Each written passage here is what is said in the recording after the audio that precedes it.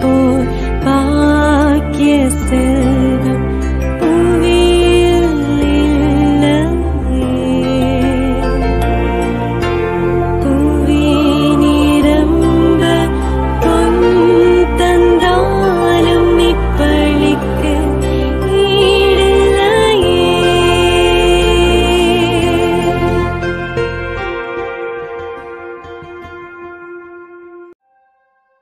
திருப்பலி ஒளிபரப்ப உதவுபவர்கள் அருமைநாதன் மேரி தெரஸ் விருகம்பாக்கம். குடும்பத்திற்கு இறைவன் செய்த அனைத்து நன்மைகளுக்கு நன்றியாகவும், குடும்ப கருத்துக்கள் நிறைவேறவும், மகன்களின் தொழில் முன்னேற்றத்திற்காகவும், குடும்பத்தில் இறந்த அனைத்து ஆன்மாக்களின் நிலைப்பாட்சிக்காகவும் மற்றும் யாரும் நினையாத அனைத்து ஆன்மாக்களின் நிலைப்பாட்சிக்காகவும் வேண்டி. என் தந்தையிடமிருந்து ஆசி பெற்றவர்களே, வாருங்கள் என்கிறார் ஆண்டவர். நான் நோயுற்று இருந்தேன், என்னை சந்தித்தீர்கள்.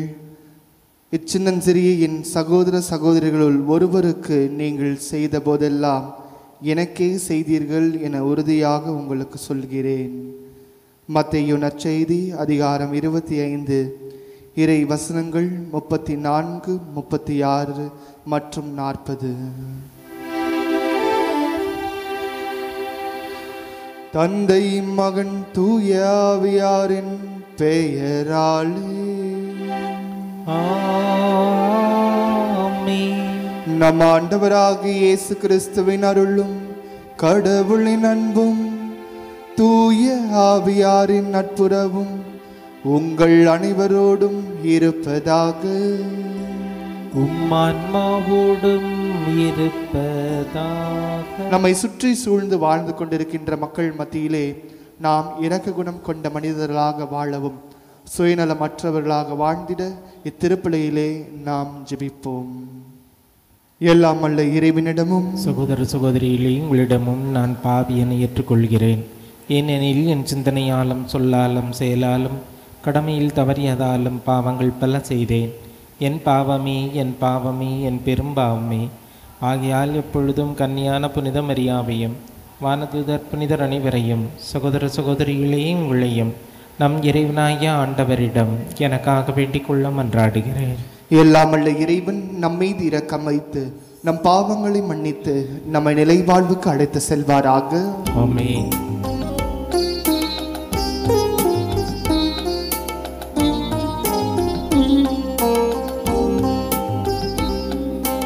ஆண்டவரே இரக்கமாயிரும்.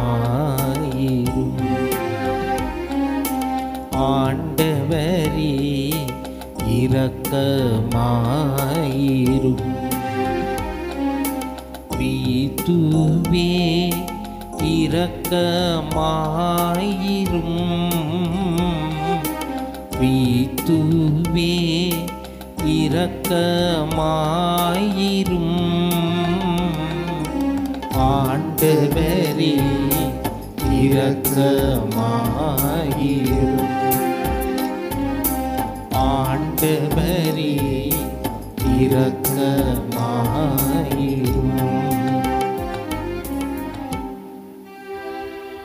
மன்றாடுவோமாக. இறைவா, அமைதியின் காரணரும் அன்பினை விரும்புகின்றவரும் ஆனவரே, பிளவுபட்டிருப்போரை ஒன்றிணைக்கும் வியத்தகு அருளினால் புனித எலிசபெத்தை அணி செய்தீரே. அவருடைய பரிந்துரையால் நாங்களும் அமைதி ஏற்படுத்தவும், அதனால் கடவுளின் மக்கள் என அழைக்கப்படவும் தகுதி பெறுவோமாக. எங்கள் ஆண்டவராகிய இயேசு கிறிஸ்து வழியாக உம்மை மன்றாடுகின்றோம்.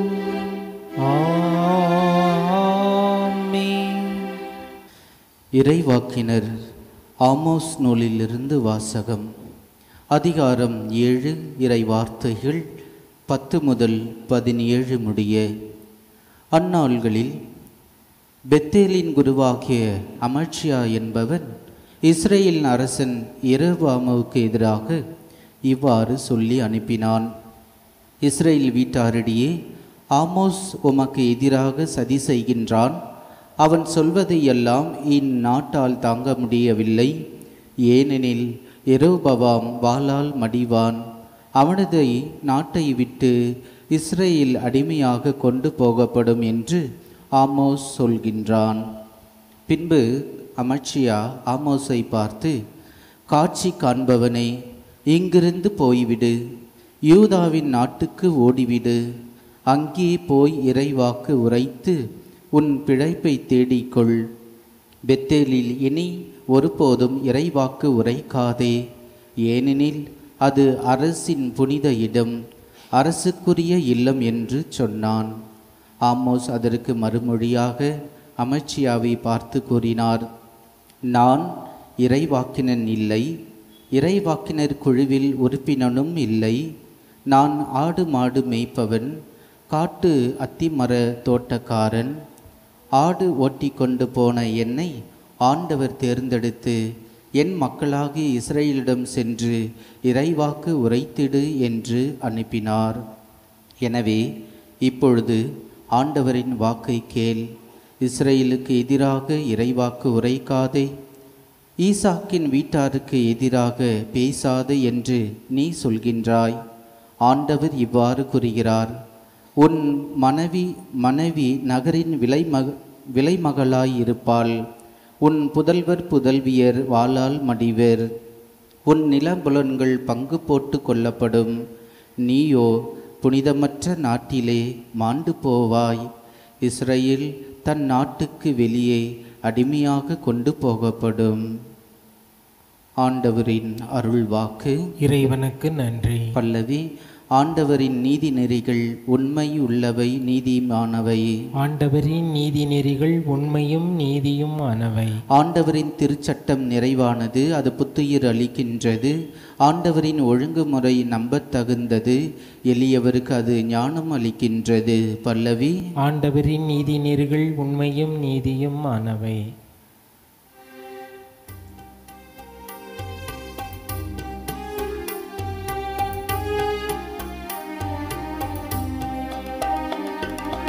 அல்லேலூயா அல்லேலூயா அல்லேலூயா அல்லேலூயா அல்லேலூயா அல்லேலூயா. கடவுள் கிறிஸ்துவின் வாயிலாக உலகினரை தம்மோடு ஒப்புரவாக்கினார். அந்த ஒப்புரவு செய்தியை எங்களிடம் ஒப்படைத்தார். அல்லேலூயா அல்லேலூயா அல்லேலூயா அல்லேலூயா. ஆண்டவர் உங்களோடு இருப்பாராக. உமான்மாவோடும் இருப்பாராக.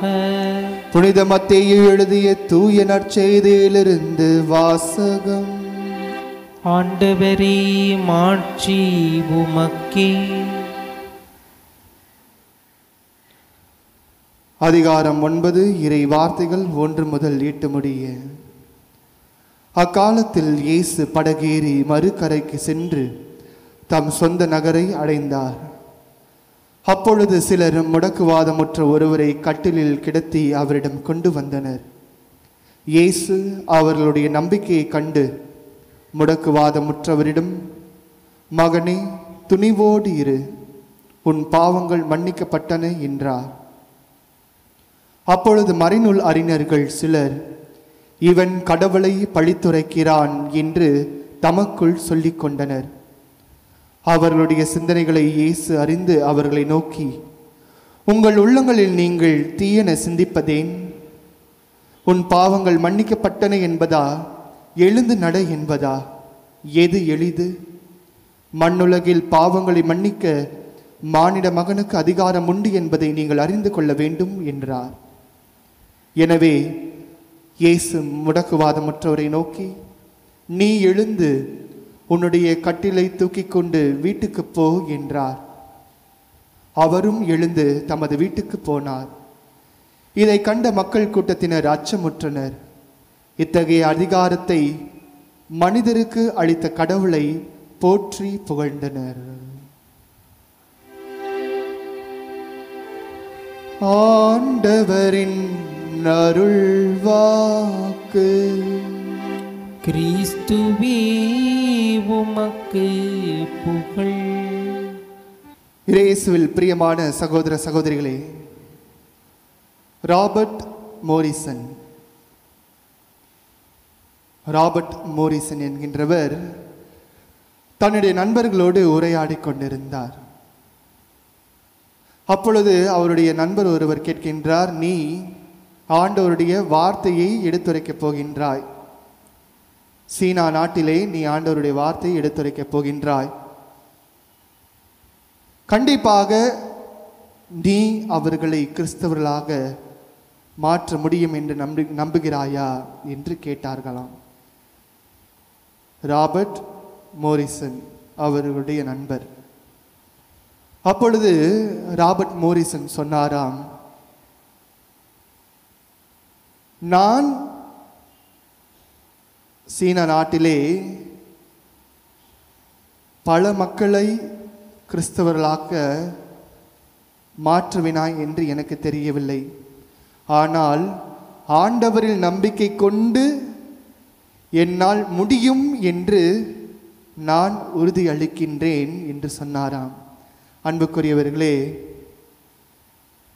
இன்று சீன நாட்டிலே அதிகப்படியான கத்தோலிக்க கிறிஸ்தவர்கள் உருவாகி இருக்கிறார்கள் என்றால் அதற்கு முக்கிய காரணம் மிக சிறந்த மறை பணியாளராகிய ராபர்ட் மோரிசன் அவர்கள்தான். என்னால் முடியும் என்று அவர் கூறவில்லை, கடவுளின் துணை கொண்டு என்னால் முடியும், கடவுள் மீது எனக்கு நம்பிக்கை உண்டு, கண்டிப்பாக அது நடக்கும் என்று சொன்னார். ஆயிரக்கணக்கான மக்கள் கிறிஸ்தவத்தை தழுவினார்கள் சீன நாட்டிலே. அன்புக்குரியவர்களை, இன்றைய நற்செய்தி வாசகத்தில் கூட நாம் பார்க்கின்றோம், இயேசு அந்த முடக்குவாதமுற்றவருடைய நம்பிக்கையை காட்டிலும் அவரை தூக்கி கொண்டு வந்த அந்த 4 பேருடைய நம்பிக்கையை பார்த்து அவர் வியந்து நிற்கின்றார். காரணம், அந்த முடக்குவாதமுற்றவர் மட்டுமல்ல, அந்த தாங்கிக் கொண்டு வந்த 4 பேரும் இயேசு மீது அதிகமான நம்பிக்கை வைத்திருக்கின்றார்கள். கண்டிப்பாக எனது நண்பர், முடக்குவாதமுற்ற நண்பர் கண்டிப்பாக குணமடைவார், அது இயேசுவின் வழியாக தான் என்று அவர்கள் முழுவதுமாக நம்பிக்கை கொள்கின்றார்கள். அந்த நம்பிக்கைக்கு அவர்களுக்கு கைமேல் அவர்களுக்கு கிடைக்கின்ற ஒரு பாக்கியம், முடக்குவாதமுற்றவர் நலமடைவதை நாம் பார்க்கின்றோம். அன்புக்குரியவர்களே, முடக்குவாதமுற்றவர்கள் என்று சொல்லும்போது நம்முடைய மனநிலைக்கு வருகின்ற அந்த நிலை என்னவென்றால், எவர் ஒருவர் கை கால் விழுந்து விடுகின்றதோ அல்லது செயல்படாமல் போகின்றதோ அவர்கள்தான் முடக்குவாதமுற்றவர் என்று நாம் கருதுகின்றோம். இன்று நம்மில் பலர் கூட உள்ளத்தில் முடக்குவாதமுற்றவராக இருக்கின்றோம். இந்த நற்செய்தியில் நாம் வாசிக்க அந்த முடக்குவாதமுற்றவர் தன்னுடைய உடல் தோற்றத்தில்தான் அவர் முடக்குவாதத்தோடு இருப்பதை நாம் பார்க்கின்றோம், உள்ளத்தில் இல்லை. அவர் உள்ளத்தில் முடக்குவாதமுற்றவராக இருந்திருந்தால் கண்டிப்பாக இயேசுவினிடத்திலே வந்திருக்க மாட்டார். அவருடைய நண்பர்களும், அவரை தாங்கிக் கொண்டு வந்த அந்த 4 நண்பர்களும் கூட கண்டிப்பாக தங்களுடைய உள்ளத்திலே அவர்கள் முடக்குவாதமுற்றவர்களாக இருந்திருந்தால் இயேசுவினிடத்திலே தன்னுடைய நண்பரை கூட்டிக் கொண்டு வந்திருக்க மாட்டார். ஆனால் நம்மில் எத்தனை பேர் உள்ளத்தில் முடக்குவாதமுற்றவர்களாக இருக்கின்றோம்? இங்கு உள்ளத்தில் முடக்குவாதமுற்றவர்களாக இருக்கின்றோம் என்று சொல்லும்போது நம்பிக்கை குன்றியவர்களாக இருக்கின்றோம். இந்த வாரம் முழுவதும் நீங்கள் பார்த்தீர்கள் என்றால் திருவழிபாட்டு வாசகங்கள், மைய சிந்தனை நம்பிக்கையே அடிக்கோடிட்டு காட்டுவதை நாம் பார்க்கின்றோம். எனவே நம்முடைய வாழ்க்கையிலே, நம்முடைய உள்ளத்தில் நாம் முடக்குவாதமற்றவர்களாக இருக்கின்றோமா என்று யோசித்து பார்க்க வேண்டும். அல்லது நாம் மற்றவர்களை முடக்குவாதமற்றவர்களாக மாற்றியிருப்போம். எப்படின்னு கேட்குறீங்களா? திருவள்ளுவர் அருமையாக ஒரு குறளிலே இவ்வாறு சொல்லியிருக்கின்றார், தீயினால் சுட்ட புண் உள்ளாரும் ஆறாதே, நாவினால் சுட்டவடு. என்ன ஏதுன்னு என்று தெரியாமல் ஒருவரை நாம் தகாத வார்த்தைகளில் நாம் பேசும்போது அடுத்தவர்களை அவர்கள் உள்ளத்தின் அளவிலே நாம் முடக்குவாதமற்றவர்களாக மாற்றி விடுகின்றோம். அன்பார்ந்தவர்களே, பல நேரங்களில் நாமும் நம்முடைய வாழ்க்கையிலே ஏதாவது சோதனைகள் பிரச்சனைகள் வரும்போது நாம் முடக்குவாதமற்றவர்களாக மாறிவிடுகின்றோம். சொல்லுவாங்க இல்லைங்களா, அப்படியே உடஞ்சி போய் உட்கார்ந்துட்டாரு. அதுதான் அன்புக்குரியவர்களே முடக்குவாதமுற்றம். அதுதான் முடக்குவாதம். செயலிழந்து நாம் என்ன செய்வது, ஒரு யோசிக்கும் திறனையே இல்லாமல் நாம் இருந்து விடுவோம். கடவுள் ஒருவர் இருக்கின்றார், அவர் மீது நான் நம்பிக்கை வைக்கின்றேன், நான் வணங்குகின்ற நான் வழிபடுகின்ற ஆண்டவர் என்னை காப்பாற்றுவார் என்கின்ற அசைக்க முடியாத நம்பிக்கை நாம் யோசிப்பதில்லை. மூளை செயல் இழந்ததாக மாறிவிடுகின்றது. பல நேரங்களில் நாம் முடக்குவாதமுற்றவராக மாறுகின்றோம். இன்றைய முதலாவது வாசகத்தில் கூட இறைவாக்கினர் ஆமோஸ் வடக்கு நாட்டிலிருந்து வரக்கூடியவராக இருக்கின்றார். தெற்கு நாட்டிலிருந்து ஆமோச்சியா குரு அவர் கேட்கின்றார், நீ இங்கு சென்று இறைவாக்கு உரைக்க வேண்டுமா என்று. அப்போது அவர் சொல்கின்றார், நான் இறைவாக்கு உரைக்க வந்திருக்கின்றேன், அதுதான் எனது பணி, எனவே நான் அதுதான் செய்ய வேண்டும் என்று சொல்லுவதை பார்க்கின்றோம்.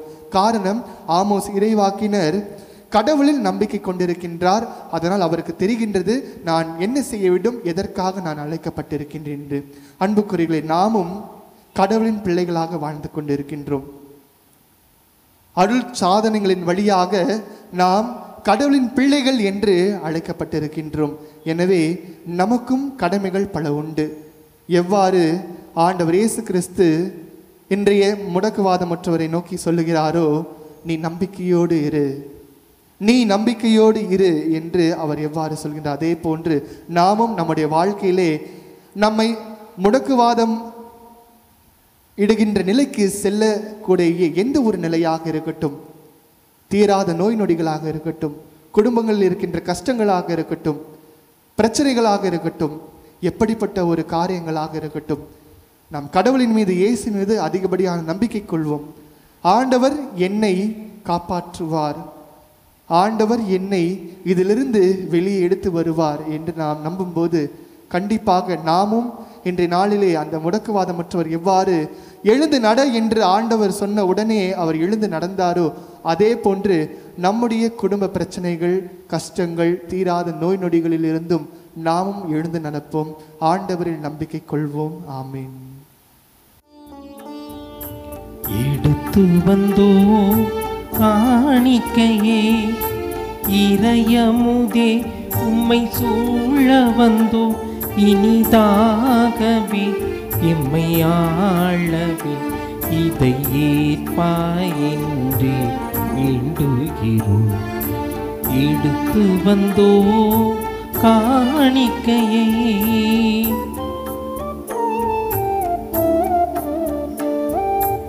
வாழ்வும் உமதே தாழ்வும் உமதே, வையகத்தில் படைத்ததெல்லாம் உமதே. வாழ்வும் உமதே தாழ்வும் உமதே, வையத்தில் படைத்ததெல்லாம் உமதே.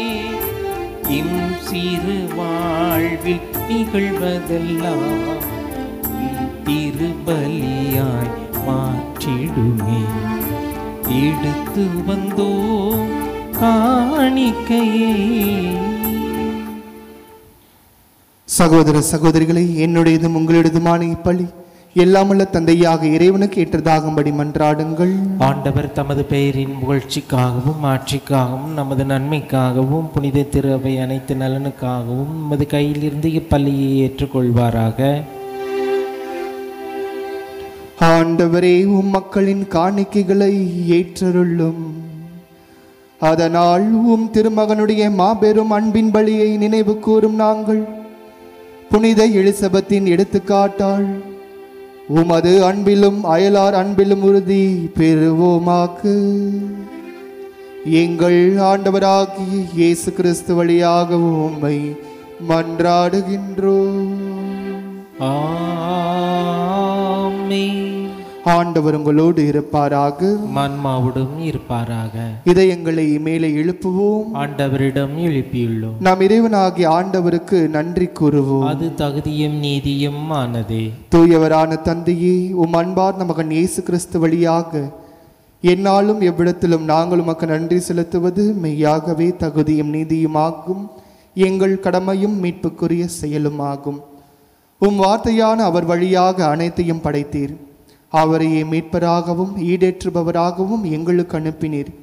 அவர் தூய ஆவியால் உடல் எடுத்து கன்னி மரியாடமிருந்து பிறந்தார். அவர் உமது திருவுளத்தை நிறைவேற்றி புனித மக்களை உமக்கு பெற்றுத்தர தம் கைகளை விரித்து பாடுபட்டார். இவ்வாறு அவர் சாவை வென்று உயிர்ப்பை வெளிப்படுத்தினார். ஆகவே வானதுதரோடும் புனிதர் அனைவரோடும் சேர்ந்து நாங்கள் உமது மாட்சியை புகழ்ந்துரைத்து ஒரே குரலாய் சொல்வதாவது: தூயவர் தூயவர் தூயவர், வான்படைகளின் கடவுளாம் ஆண்டவர். விண்ணகமும் மண்ணகமும் உமது மாட்சியால் நிறைந்துள்ளன. உன்னதங்களிலே ஓசன்னா. ஆண்டவர் பேரால் வருகிறவர் ஆசி பெற்றவர். உன்னதங்களிலே ஓசன்னா. ஆண்டவரே, நீர் மெய்யாகவே தூயவர், தூய்மை அனைத்திற்கும் ஊற்று. ஆகவே உம்முடைய ஆவியை பொழிந்து இக்காணிக்கைகளை தூய்மைப்படுத்த உம்மை வேண்டுகின்றோம். இவ்வாறு எங்கள் ஆண்டவர் இயேசு கிறிஸ்துவின் உடலும் இரத்தமுமாக எங்களுக்கு இவை மாறுவனவாக. அவர் பாடுபட உளம் கனிந்து தம்மை கையளித்த போது அப்பத்தை எடுத்து நன்றி செலுத்தி அதை பிட்டு தம் சீடல் கழித்து அவர் கூறியதாவது: அனைவரும் இதிலிருந்து பெற்று உண்ணுங்கள், ஏனெனில் இது உங்களுக்காக கையளிக்கப்படும் என் உடல்.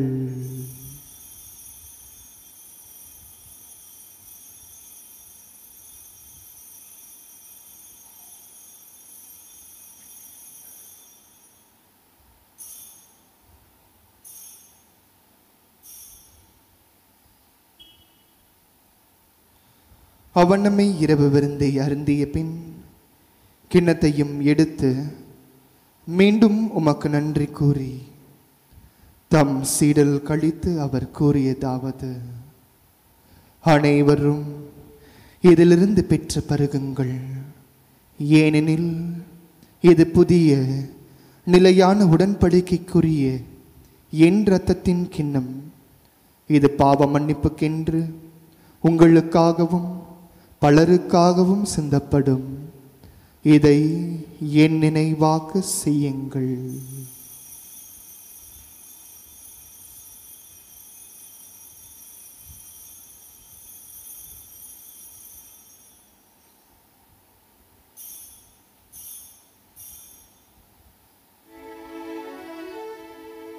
நம்பிக்கையின் மறை பொருள். ஆண்டவரே, நீர் வருமளவும் உமது இறப்பினை அறிக்கையிடுகின்றோம், உமது உயிர்ப்பினையும் எடுத்துரைக்கின்றோம். ஆகவே ஆண்டவரே, நாங்கள் கிறிஸ்துவின் இறப்பினையும் உயிர்ப்பினையும் நினைவு கூர்ந்து வாழ்வு தரும் அப்பத்தையும் மீட்பளிக்கும் கிண்ணத்தையும் உமக்கு ஒப்புக் கொடுக்கின்றோம். திருமுனின்று உமக்கு ஊழியம் புரிய தகுந்தவர்கள் எங்களை ஏற்றுக்கொண்டீர். எனவே உமக்கு நன்றி செலுத்துகின்றோம். மேலும் கிறிஸ்துவின் உடலிலும் இரத்தத்திலும் பங்கு கொள்ளும் எங்களை தூய ஆவியார் ஒன்று சேர்க்க வேண்டும் என உம்மை தாழ்மையுடன் மன்றாடுகின்றோம். ஆண்டவரே, உலகெங்கும் பரவி இருக்கும் உமது திரு அவையை நினைவு கூர்ந்தருளும். எங்கள் திருத்தந்தை பிரான்சிஸ், எம் பேராயர் ஜார்ஜ், எல்லா திருநிலையினர் ஆகிய அனைவரோடும் உமது திரு அவை அன்பில் நிறைவு பெற செய்தருளும்.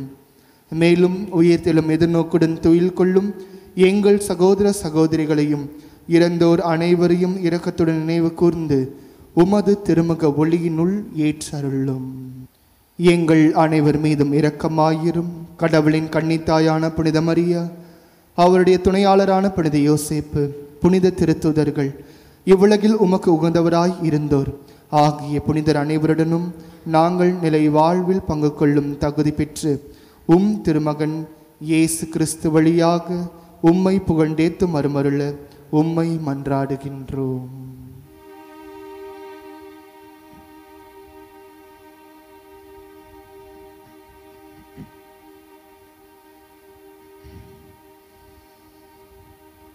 இவர் வழியாக இவரோடு இவரில் எல்லாம் வல்ல இறைவனாகிய தாயாகிய தந்தையே தூய ஆவியாரின் ஒன்றிப்பில் எல்லா புகழும் மாட்சியும் என்றென்றும் உமக்கு உரியதே. ஆமென், ஆமென், ஆமென்.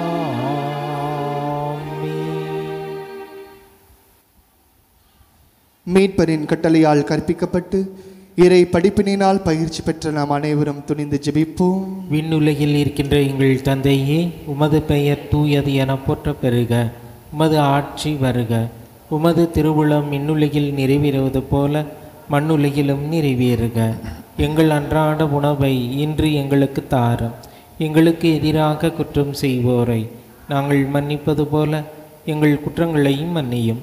எங்களை சோதனைக்கு உட்படுத்தாதேயும், தீமையிலிருந்து எங்களை விடுவித்தருளும். ஆண்டவரே, தீமை அனைத்திலும் இருந்தும் எங்களை விடுவித்து எங்கள் வாழ்நாளில் அமைதியை கனிவுடன் அருள உம்மை மன்றாடுகின்றோம்.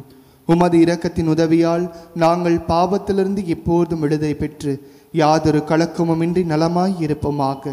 நாங்கள் எதிர்நோக்கி இருக்கும் பேரின்பத்திற்காகவும் எம் மீட்பராகிய இயேசு கிறிஸ்துவின் வருகைக்காகவும் காத்திருக்கின்றோம். ஏனெனில் ஆட்சியும் வல்லமையும் ஆட்சியும் என்றென்றும் அதே. ஆண்டவர் இயேசு கிறிஸ்துவே, அமைதியை உங்களுக்கு விட்டு செல்கின்றேன், என் அமைதியை உங்களுக்கு அளிக்கின்றேன் என்று உம் திருத்துதர்களுக்கு மொழிந்தீரே. எங்கள் பாவங்களை பாராமல் உமது திரு அவை நம்பிக்கையை கண்ணோக்கி உமது திருவுளத்திற்கு ஏற்ப அதற்கு அமைதியும் ஒற்றுமையும் அளித்தருள்வீராக.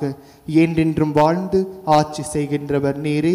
ஆமென். ஆண்டவருடைய அமைதி உங்களோடு என்றும் இருப்பதாக. ஆன்மாவோடும் இருப்பதாக. ஒருவருக்கொருவர் அமைதியை பகிர்ந்து கொள்வோம். உலகின் பாவங்களை போக்கும் இறைவனின் செம்மறியே, எங்கள் மேல் இரக்கமாயிரும். உலகின் பாவங்களை போக்கும் இறைவனின் செம்மறியே, எங்கள் மேல் இரக்கமாயிரும். உலகின் பாவங்களை போக்கும் இறைவனின் செம்மறியே, எங்களுக்கு அமைதியை அளித்தருளும்.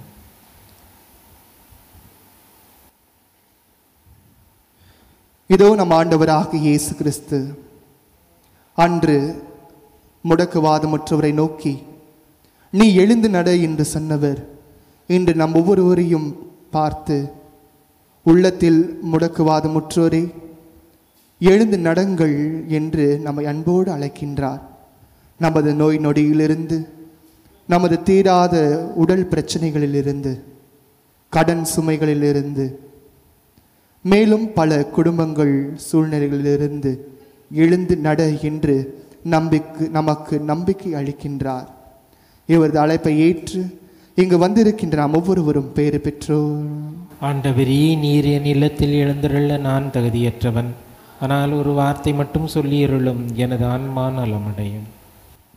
நீங்கள் ஒருவர் மற்றவருக்கு செலுத்தும் அன்பிலிருந்து நீங்கள் என் சீடர்கள் என்பதை எல்லோரும் அறிந்து கொள்வார் என்கிறார் ஆண்டவர்.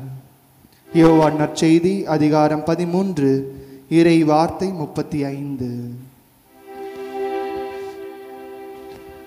நன்றி கூறி மன்றாடுவோமாக்க. ஆண்டவரே, மீட்பளிக்கும் அருளடையாளத்தின் விருந்தில் திளைத்த நாங்கள் உமது பரிவிரகத்தை கெஞ்சி கேட்கின்றோம். அதனால் புனித எலிசபெத்தின் பிறர் அன்பை நாங்கள் பின்பற்றி மாட்சியில் பங்கு பெற நீர் எங்களுக்கு அருள் புரிவீராக. எங்கள் ஆண்டவராகிய இயேசு கிறிஸ்து வழியாக உம்மை மன்றாடுகின்றோம். ஆமென். ஆமென். ஆண்டவர் உங்களோடு இருப்பாராக. உமான்மாவோடும் இருப்பாராக. எல்லாம் வல்ல இறைவன் தந்தை, மகன், தூய ஆவியானவர் உங்கள் அனைவரையும் நிறைவாக ஆசீர்வதிப்பாராக. ஆமென். இயேசுவில் என்றும் நம்பிக்கை கொண்டு வாழ்ந்திட சென்று வாழுங்கள். வாழ்க்கை பழி தொடரட்டும். இறைவனுக்கு நன்றி. திருப்பலி ஒளிபரப்ப உதவியவர்கள்: அருமைநாதன் மேரி தெரஸ் விருகம்பாக்கம். குடும்பத்திற்கு இறைவன் செய்த அனைத்து நன்மைகளுக்கு நன்றியாகவும், குடும்ப கருத்துக்கள் நிறைவேறவும், மகன்களின் தொழில் முன்னேற்றத்திற்காகவும், குடும்பத்தில் இறந்த அனைத்து ஆன்மாக்களின் நிலைப்பாட்சிக்காகவும் மற்றும் யாரும் நினையாத அனைத்து ஆன்மாக்களின் நிலைப்பாட்சிக்காகவும் வேண்டி